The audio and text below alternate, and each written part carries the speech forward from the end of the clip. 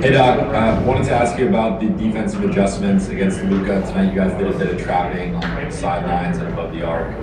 Wanted to ask what went into that decision and how you thought that went.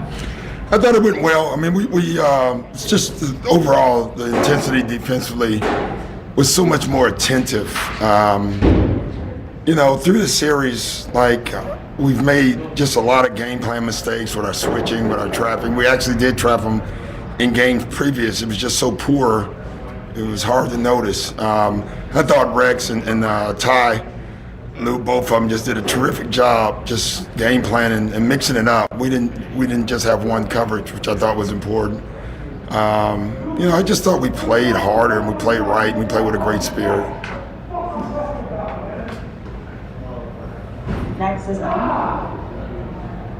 Hey Doc, Paul just said in the post-game interview that he was in a pretty dark place this last 3 games and having trouble adjusting to the environment of no fans in the game. I was wondering, did you notice that? Did you see any of that? And also, you said you would comment about the Jacob Blake situation, how you truly felt about it after the game. Yeah, this is not a normal environment. Okay, it just isn't. But it's good. Like, the NBA has done a terrific job. But Lou made a great point. You lose a lot of games, and the game the other night was tough. Usually you go home to your family. You go home. Here you go back to your rooms, and you're with each other, and then you actually see the other teams.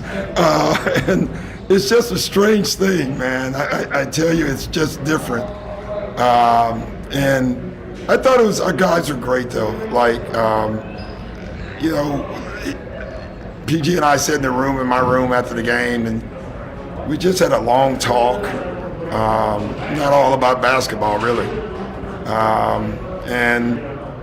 Several players did it. Guys are knocking on his door. This team's, we're growing still. You can see it. We've not had the normal time together like most teams. And so, things like that, they happen. And I thought our guys are just proud of all the players. As far as the other situation, it's just so sad.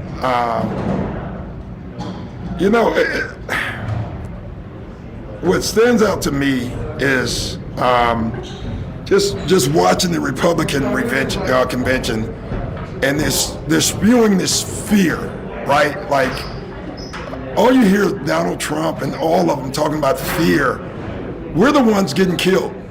We're the ones getting shot. We're the ones that we're denied to live in certain communities. We've been hung. We've been shot. And all you do is keep hearing about fear. It's amazing to me why we keep loving this country, and this country does not love us back. And it's really so sad. I should just be a coach. And it's so often reminded of my color. It's just really sad. We got to do better. But we got to demand better. It's funny. We protest, and they send riot guards, right? They send people in riot outfits. They go to Michigan with guns, and they're spitting on cops, and nothing happens. The training has to change in the police force. The unions have to be taken down in the police force. My dad was a cop. I believe in good cops. We're not trying to defund the police and take all their money away. We're trying to get them to protect us, just like they protect everybody else. I didn't want to talk about it before the game because it's so hard. Just keep watching it. That video, if you watch that video, you don't need to be black to be outraged. You need to be American and outraged.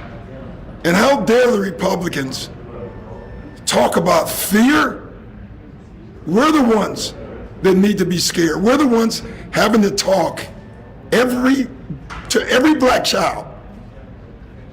What white father has to give his son a talk about being careful if you get pulled over? It's just ridiculous. And it just keeps going. There's no charges. Breonna Taylor, no charges, nothing. All we're asking is you live up to the Constitution. That's all we're asking for everybody, for everyone. Thank you. You want to get back to basketball? Coach, could I have a follow-up on that? Yeah. Real quick. I mean, there's been players in the Raptors and the Celtics sort of weighing, you play now, like you said, how... I think we play. You know, one thing I'd say, I think you always play. You know why? We can fight for justice, but we still should do our jobs. I really believe that. Because doing our jobs, people are seeing excellence from Americans, black Americans and white Americans. So I would still do my job. That's just my opinion. But if my players told me no, it'd be no. I can tell you that. It's when you watch that video, it's sickening. It's sickening. You know, his kids were in the car. How do they ever get that out of their mind? How are those kids ever normal? You've been in the spot deciding boycott, not boycott. What would your message be to players who are in this situation, weighing these kinds of questions? My message is go after your dreams. You don't allow anything to take you away from your dreams. Doing the Donald Sterling thing, you know, Matt Barnes and Chris Paul, DJ and Blake and all those guys, JJ Redick, they all pulled together. And at the end of the day, the one thing we decided when we were little kids and we were in the backyard by ourselves and we had these dreams about winning the championship, Donald Sterling was not in our dreams, and neither were these cops. And so they're not going to take anybody. They're not taking our dreams away. All right? And so that would be my message. I have a few questions here, like on Zoom. Yeah. Doc, it feels a bit wrong to go back to basketball. No, it's what we do. Like, I should be talking about basketball. And so it's what we do. Did you feel like the team connected more emotionally? You talked about it being emotionally weak last game. Did you feel like the team really connected on that level today? Yeah, we did all things well today, Tamara. We just played together. We played hard. We were aggressive. And more importantly, like, it is a human game and you make mistakes. But we just had so few game plan mistakes that I thought it was awesome. But it's one game. Sorry. Next is Miriam. Thanks for sharing your thoughts and congrats on the win. Thanks. Obviously, you said you want to play, and obviously excellence. There was a lot of excellence today. But how hard is it for you to focus on game planning in the playoffs when this troubling stuff is happening? You know, it's because we have to, our jobs we are basketball players, we're fathers, we're businessmen, and we should still be able to do our jobs. But it's hard sometimes. Today was hard. It really was for everybody, every team. But I still think, when we can't stop doing our jobs because it's what we do. And it allows us, honestly, 3 hours of solitude. It does. Once we're on stage, we can kind of get in our jobs and forget what's going on. So I think that's it. Next is Dan.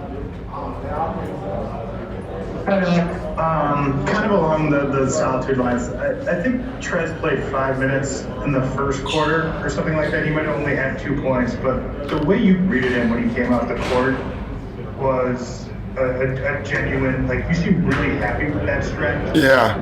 What did you like so much about that? And did you feel like he kind of finally looked a little bit sort of like himself? Yeah, I told him I was proud of him because I think he had 2 points, right? But he made a difference. And I think, Trez is still young, right? And so when you come back, you're not in great shape.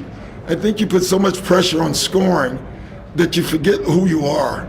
And Trez is an energy player that can score points, that can do everything. And, you know, he just needed that. So I was just happy that he helped our team without scoring. And that's what I was telling him. Cam? Hey, Coach, I appreciate that passion and that energy that you just conveyed there. And I think that's what your players played with tonight that helped you guys get that big win.